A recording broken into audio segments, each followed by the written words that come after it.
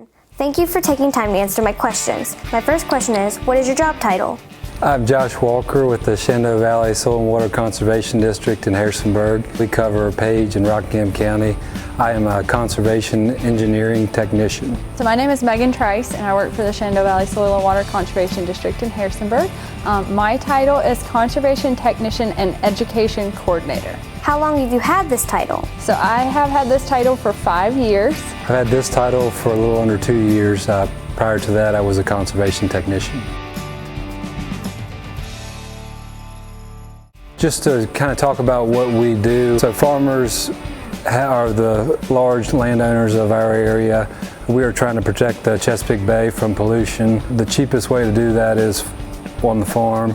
So we do a lot of practices where we fence cows out of the creek so they get pollutants out of the stream. We do a lot of manure storage for storing manure over winter so it's not able to leach into the creeks. And we use taxpayer dollars to help what we call cost share. So we actually pay for a percentage of what we install and the farmer pays for part of it as well. And it's all in an effort to help the Chesapeake Bay. What is one interesting thing about your job? We get to work with farmers. We get to work outside a lot of the time. My job involves using a lot of pretty cool equipment, surveying equipment, AutoCAD for taking surveys and putting them on a computer. Pretty neat to see it on full circle.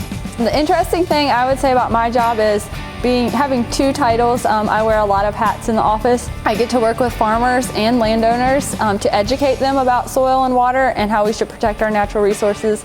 And I also get to work with farmers to help implement best management practices on their farms to protect our soil and water. What is the hardest thing you've done at this job? The hardest thing I've been involved with, we did a manure storage for a farmer that involved a lot of rock, and we actually had to get dynamite to come in and bore holes for dynamite and blow the rock out.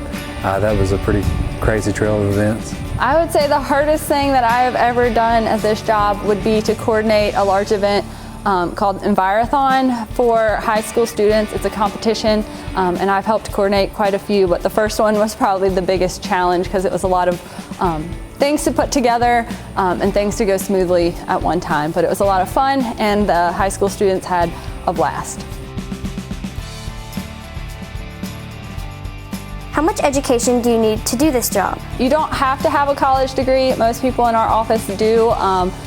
They range from biology to environmental science, and then some people don't, and they just have a lot of ag background if they work with our farmers. College is not required. It's probably helpful on the environmental side for depending on your title in the office. Some agricultural background is probably significantly as important as your degree. Some college, a lot of people have degrees in our office, but it's anywhere from a BS to just a lot of farmer experience and a high school education. And last but not least, what does an average day on your job look like? Average day, come in the office in the morning, look through design work that I'm in the middle of creating. I'll go out to the field, visit farms that are installing our practices. We'll check with contractors and make sure everything's going smoothly. Come back and document that in the office and take new designs and get those started. Just an example of what I do most days is this is a stream that used to be a watering spot for the cattle, and the banks were very degraded.